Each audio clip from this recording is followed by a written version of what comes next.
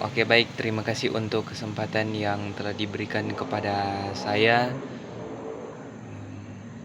Selamat malam untuk kita semua. Mohon izin kepada Menir dan teman-teman.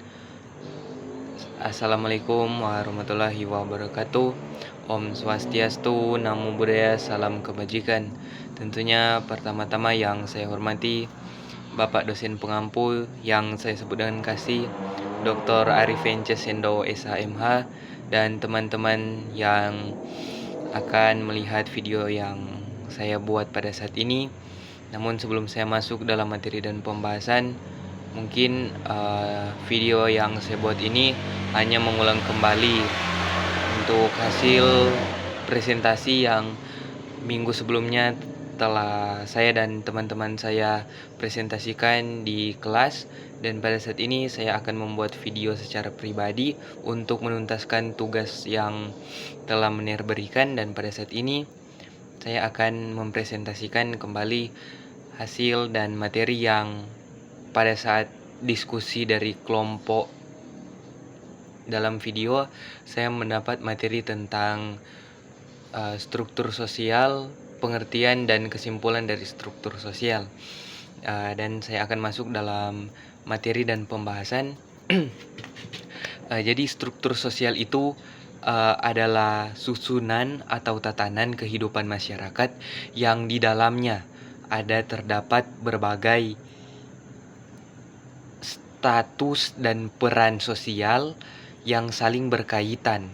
Antara struktur sosial menunjukkan bahwa pola hidup antar individu dan kelompok dalam masyarakat. Nah, itu pengertian dari struktur sosial. Dan di sini struktur sosial itu mempunyai ciri-ciri tentunya. Dan kalau struktur sosial itu ciri-ciri yang pertamanya itu terdiri dari atas individu dan kelompok yang saling berhubungan. Yang kedua itu memiliki pola yang tetap dan teratur dalam kehidupan sosial masyarakat. Yang ketiga itu menjadi kerangka dasar bagi proses sosial antara kerjasama, konflik, dan perubahan sosial. Yang keempat itu ciri-ciri struktur sosial itu bersifat dinamis dan juga dapat berubah sesuai dengan perkembangan dan seiring berjalannya waktu.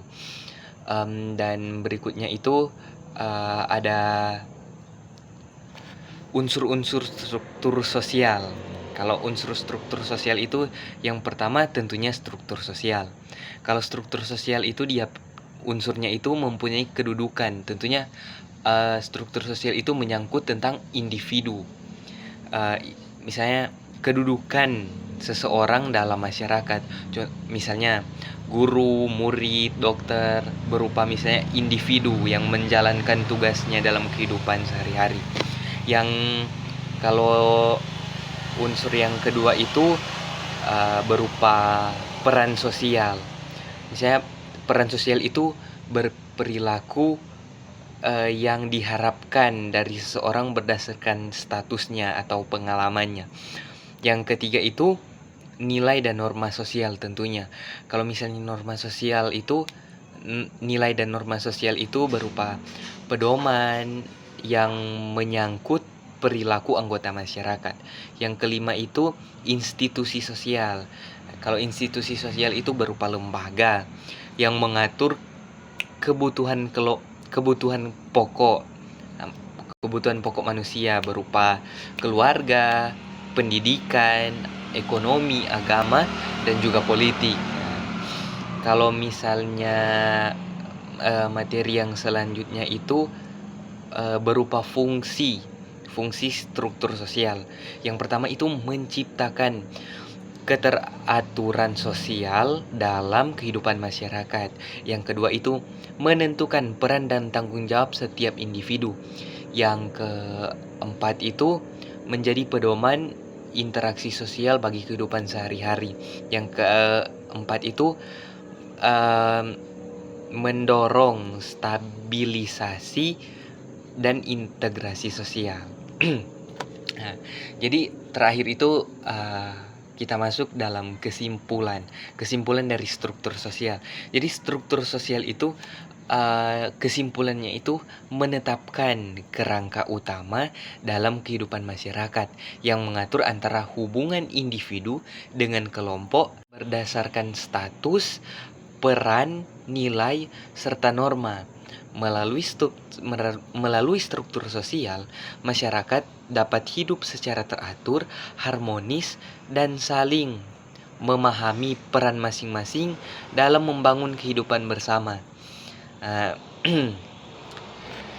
Jadi kalau misalnya sepemahaman saya, kalau misalnya struktur sosial itu sesuai dengan materi yang telah kelompok kami dan teman-teman kami presentasikan dalam minggu yang telah lewat ini, kalau misalnya struktur sosial itu, menurut saya itu struktur sosial itu boleh dikatakan antara orang kaya dan orang miskin itu status sosial itu berpengaruh dan juga tidak berpengaruh.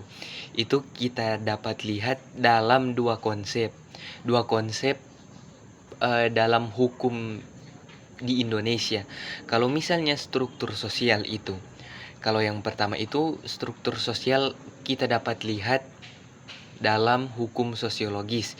Itu kalau misalnya antara orang kaya dan orang miskin. Kalau misalnya kita lihat dalam hukum sosiologis atau realita kehidupan yang terjadi dalam kehidupan masyarakat, status sosial itu berpengaruh. Karena berupa begini, kalau misalnya kita melihat dari konsep dasar antara orang kaya dan orang miskin, status sosial itu sangat berpengaruh karena ada perbedaan derajat atau tingkatan antara orang kaya dan orang miskin. Misalnya kan begini, kalau misalnya orang kaya itu mereka kan punya jabatan atau punya wewenang, kekuasaan, sedangkan orang miskin itu kan mereka kalau boleh dikatakan sangat terbatas.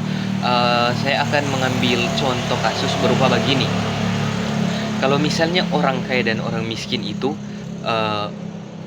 orang kaya contoh misalnya ia mendapatkan hukuman. Hukuman yang akan dia jalankan itu dia dapat menyewa berupa jaksa, pengacara, dan juga kalau misalnya dia akan diproses itu di pengadilan, mungkin prosesnya itu akan lama dan juga rupa semacam berlarut-larut. Tidak sama dengan kalau misalnya orang miskin.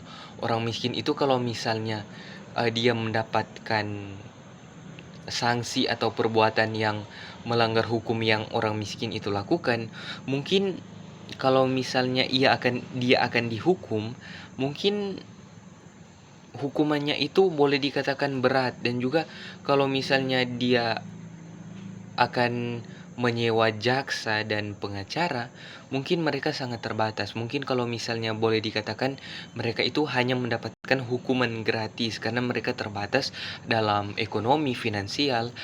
Namun kalau misalnya kita melihat orang kaya itu mereka leluasa menyewa jaksa, pengacara, berupa misalnya di persidangan mereka boleh pada saat diadili mereka dapat dibela oleh pengacara, dan mungkin hukuman mereka akan lebih